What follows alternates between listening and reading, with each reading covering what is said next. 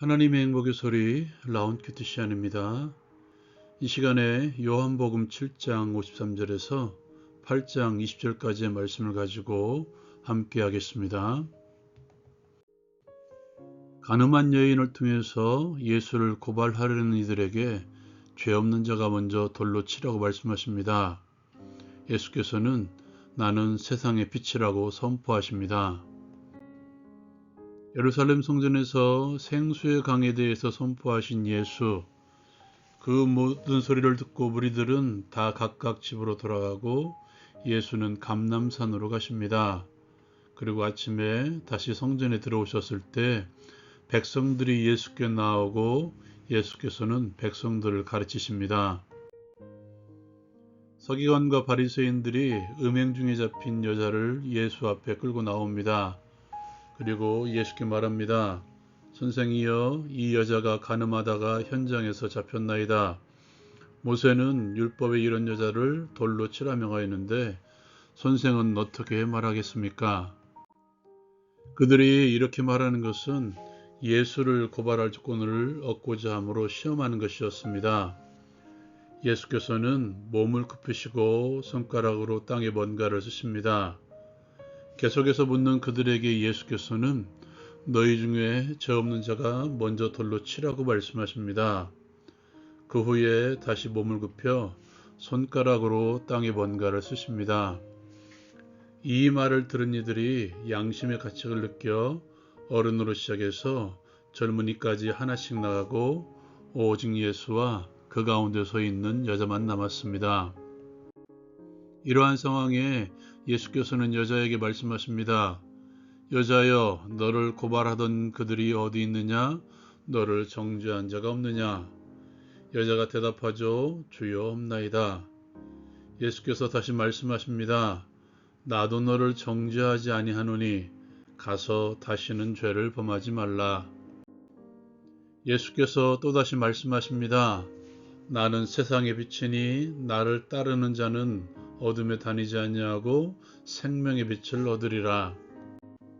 예수께서 또다시 말씀하십니다. 나는 세상의 빛이니 나를 따르는 자는 어둠에 다니지 아니하고 생명의 빛을 얻으리라. 이 말을 듣고 바리새인들이 말합니다. 내가 너를 위하여 증언하니 내 증언은 참되지 않다. 이에 예수께서 대답하시죠.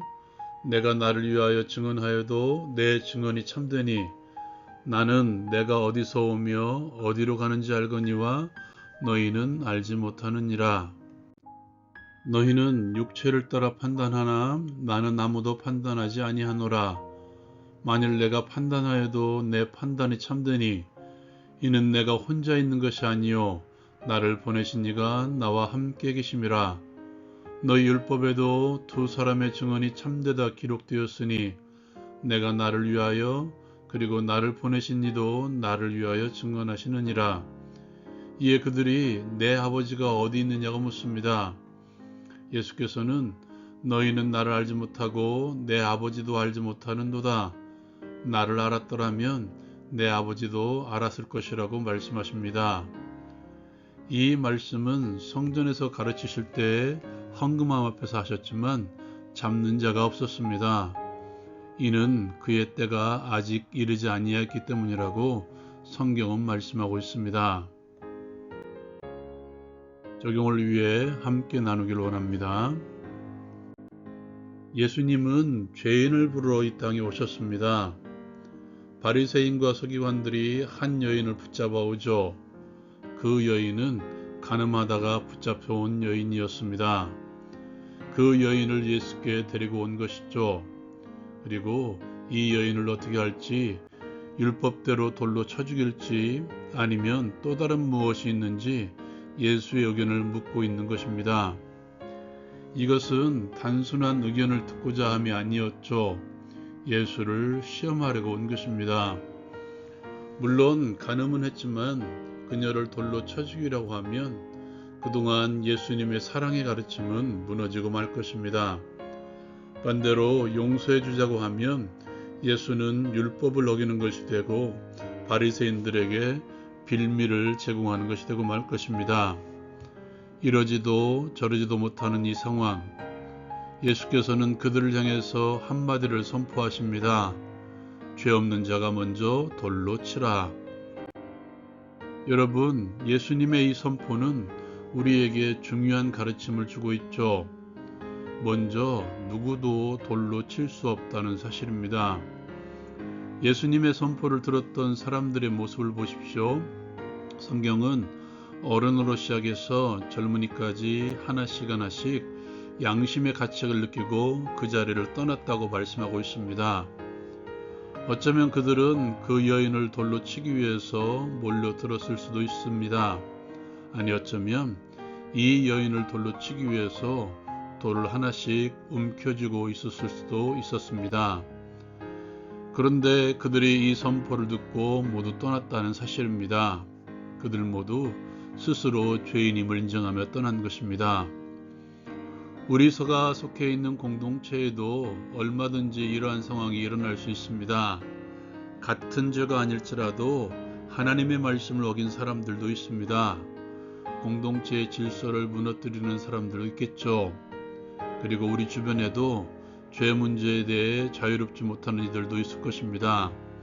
때로는 그들 중에 나를 향해서 직접적으로 잘못된 일을 행하는 이들도 있을 것입니다. 그때마다 떠올리십시오. 나도 똑같은 죄인이다. 나도 그럴 수 있는 죄인이라는 사실을 기억하십시오. 남의 허물에 대해서 정죄를 먼저 하려는 것이 인간의 본성일 것입니다. 그러나 성령의 사람들은 먼저 스스로를 돌아보는 사람들입니다.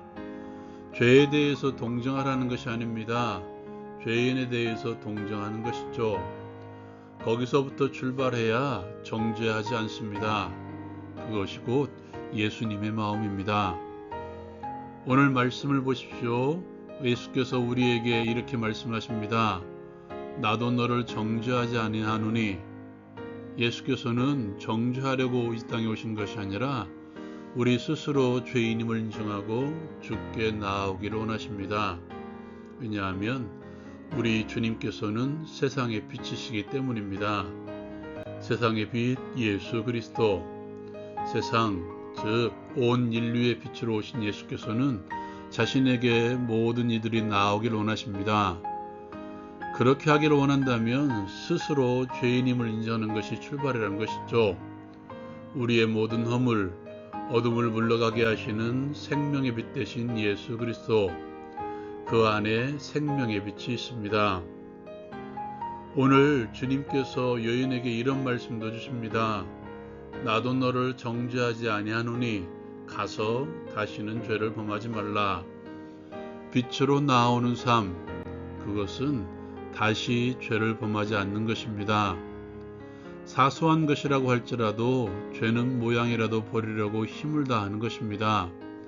그것이 생명의 빛을 얻은 이들의 삶의 특징이죠. 생명의 빛을 얻으셨습니까? 그렇다면 죄는 모양이라도 버리며 생명의 빛을 누리십시오. 예수께서 하나님과 더불어 함께 증언하는 것처럼 우리 속에 계신 성령과 더불어 그리스도의 말씀을 증언하십시오. 그것이 죄를 범하지 않는 우리의 삶을 통해서 이루어질 것입니다. 적용을 위해 함께 기도합니다. 세상의 빛 되신 예수를 따름으로 생명의 빛을 얻게 하옵소서. 죄는 모양이라도 버림으로써 생명의 빛을 누리며 살게 하옵소서. 예수님의 이름으로 기도합니다. 아멘. 우리가 범하지 말아야 될 죄 가운데 하나가 자비를 행하지 않는 것입니다. 자비를 베풀기 위해 이 땅에 오신 예수를 기억하십시오. 라온 큐티 마치겠습니다.